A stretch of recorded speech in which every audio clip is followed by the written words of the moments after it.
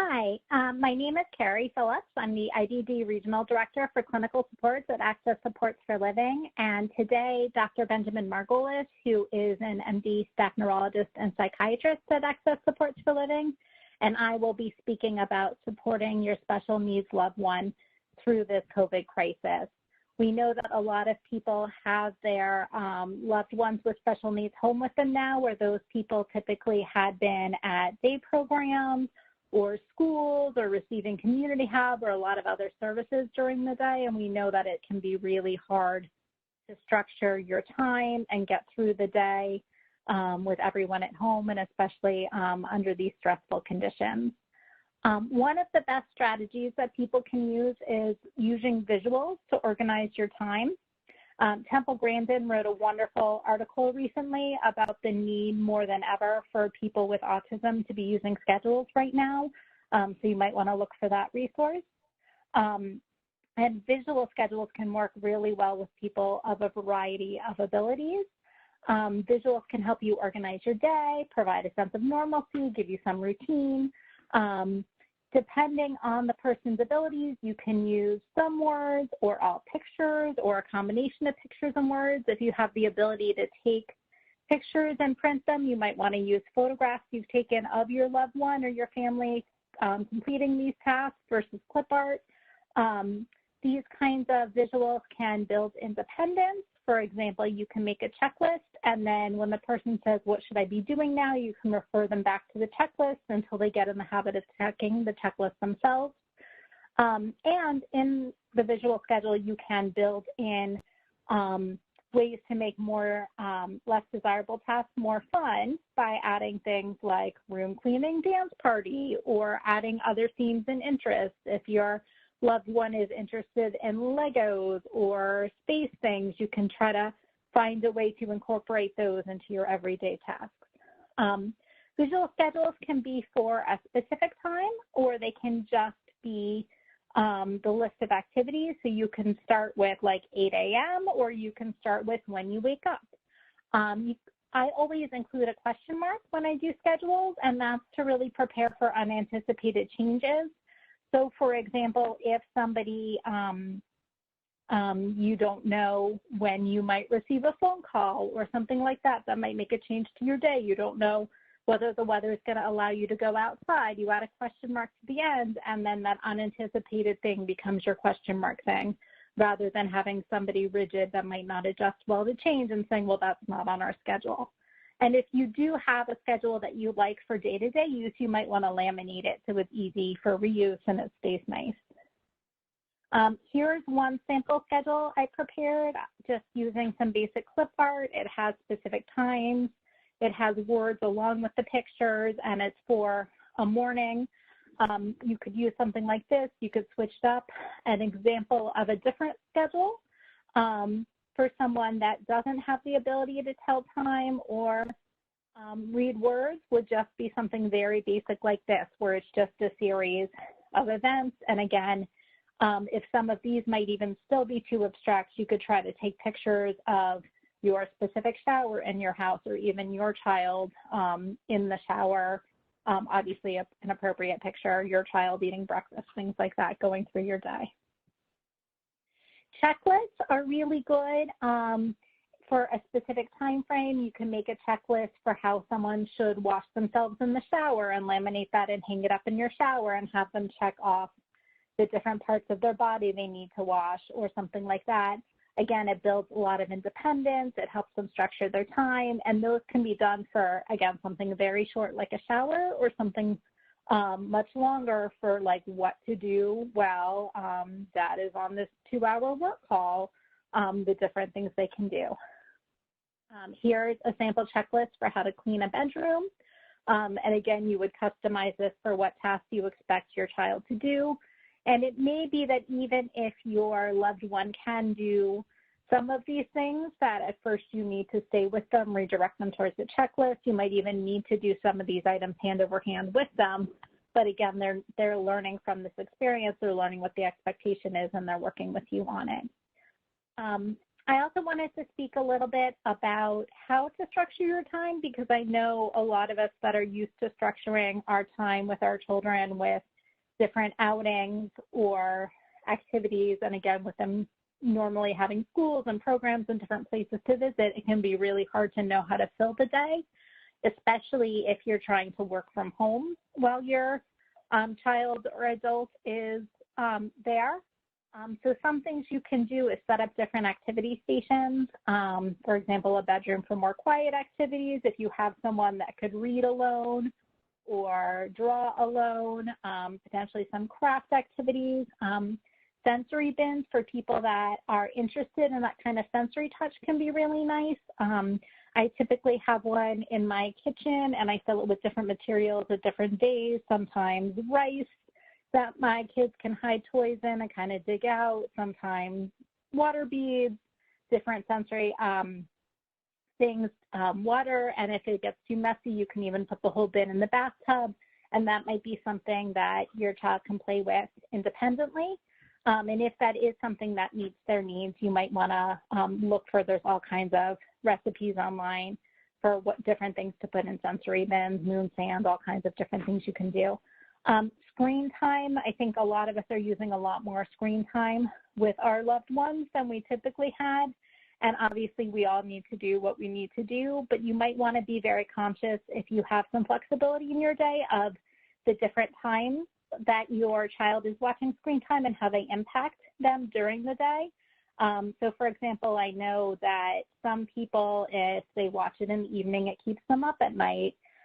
For some people, if they watch it at certain times in the day, like in the morning, it makes them sluggish the rest of the day. So you might want to think about how, for example, if you do need to use screen time in the morning and it does make your child sluggish, can you do screen time followed by a walk or some exercise activity? And then do try, if you can, to plan more interactive activities at times where you might be free, and then leave those more independent activities for when you know that you're going to be busy with different tasks. You do want to aim for a nice mix for most people of gross and fine motor activities, so they are getting those gross motor activities on a day where it's not possible to go outside, or if you're not able to take your loved one outside, even if it is a nice day. There are different movement breaks. I give the example of GoNoodle.com, which has a lot of short movement breaks that you can follow along with the video and do as many or a few of those as you want. They're, approximately a minute each. Do try to get outside every day when you can, both for the exercise if possible and for the sunlight. If possible, you might want to reach out to the programs that your child had been enrolled in, try to see if they can do any kind of online meetups for those groups or for those friends that your child is missing. And do try to think, there are a lot of resources out there right now for things that people can do independently, museum tours, craft projects, a lot of resources online, and obviously those that are geared towards your child's interest might maintain their interest a lot longer. So you might want to look for particular things that are geared towards any kind of special interest or hobbies that your child has. Social stories, I'm sure a lot of people are familiar with social stories written by Carol Gray that break things down for confusing concepts. If you have a loved one who is somewhat aware, and I think just overhearing things, a lot of our loved ones are maybe even more than we realize aware of what's going on in the world with COVID-19. There are a lot of great social stories already written, some specific to very concrete things like why are people wearing masks now or how to wash your hands, and some are more specific in addressing the epidemic, why school isn't happening, and you can use some of them as written or you can personalize them. And again, with social stories, the idea is not to present them once. The idea is to read them every day until the person has really mastered the idea. So here are some links available for some social stories that I found well done that are specific to what's going on with COVID-19. And again, these might be a good starting place or for you to adapt them. They might be great for your loved one the way they are. or you might be able to find other resources available online as well. I do want to say that regression is normal at this time. Everybody's under more stress. Everybody's out of their routine. Hopefully you're starting to find a new routine. It can be obviously very disappointing and stressful for us as parents, but it is something to be expected.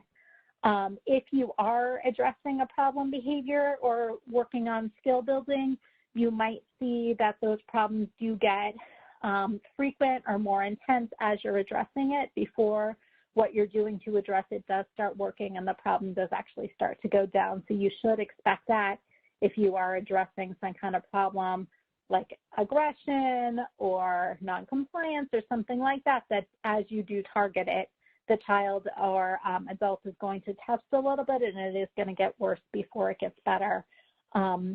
Obviously, it's easier said than done, but the more patient and reassuring you can be, the better things will be for you and your family.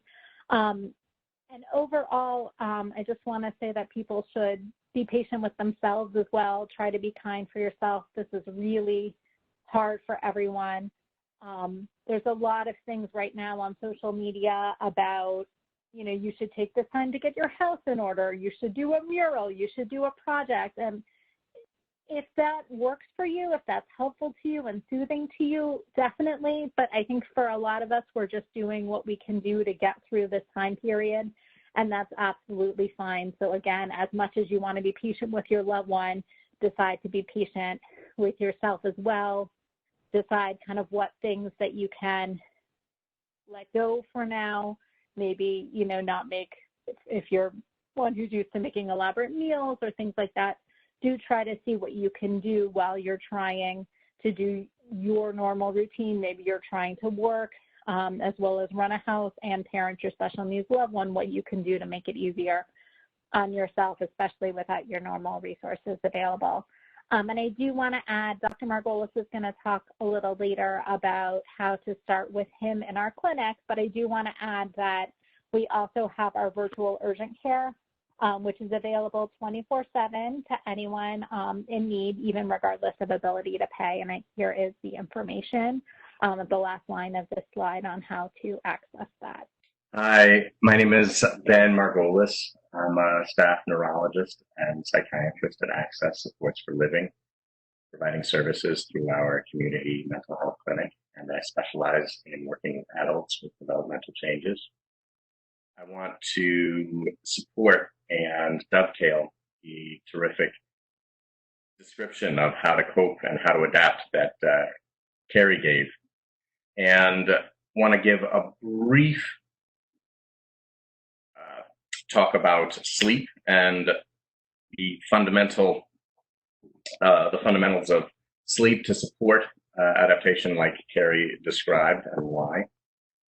And then just make sure that we're available to the community to assist when needed in implementing these tools that Kari talked about. So there is a tremendous risk at this time of sleep dysregulation, which in itself is not necessarily a bad thing if it's adaptive to your life and your family, but if it's creating difficulties and friction and functioning, then obviously you want to support healthy sleep, and healthy sleep can help support adapting to these changes in a really fundamental way. It's really hard to cope when you're tired. So the natural circadian rhythm is supported by light. And circadian, I mean the day-night cycle, supported by light. So our brains have evolved to release this regulatory hormone that tells our brains when it's nighttime and time to sleep, and when it's daytime and time to be awake. And that's melatonin. And it's released by the pineal gland, which connects to the suprachiasmatic nucleus that tells the pineal gland to release melatonin. And that suprachiasmatic nucleus is connected to optic circuits directly to our eyes and respond to bright white light or bright light. So light tells us to be awake and suppresses melatonin, and dark allows the release of melatonin in a burst in late evening and tells us to get ready for sleep. It doesn't put us to sleep, but it supports sleep. It tells us that it's time to sleep. So that rhythm, the release of melatonin naturally, if it's disconnected from light, actually is on a 27-hour. For some reason, it's on a 27-hour and not a 24-hour cycle. So what that yields is outside of light coming in from the outside world, or with light coming in from screens per se, that can lead to late shifting, meaning you sleep a little later every morning and you get tired a little later every evening. It can lead to complete sleep-wake reversal if it's unbound, as it were. So,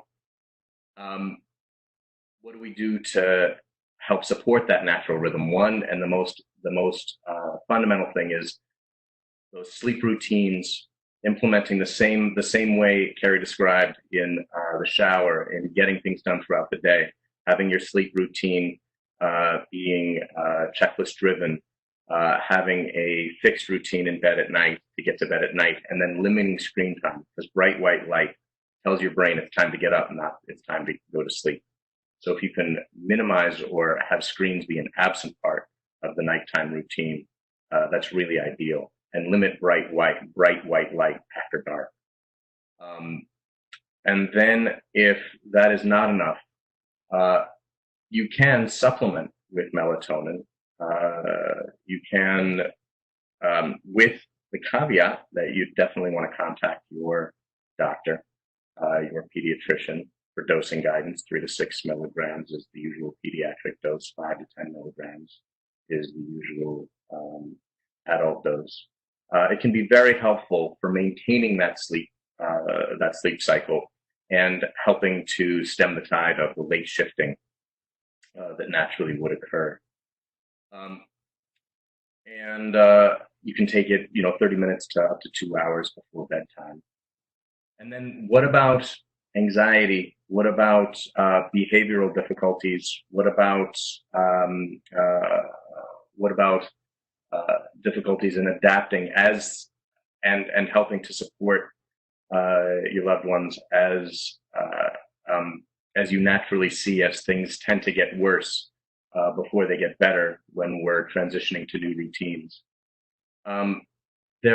If you do need a pharmacologic support or a medicine support temporarily or just as needed, there are some reasonable options, and I'm not prescribing these, of course, but with the guidance of your pediatrician, with the guidance of your primary care doctor, or with our guidance, you can use something over the counter as simple as Benadryl to support both in sleep and for calming through these times if needed and in crisis situations. But also want to make sure that that we're available for supports, both pharmacologic and otherwise. And we have new telehealth options through Access. We have the first behavioral health urgent care in New York State, and that is fully staffed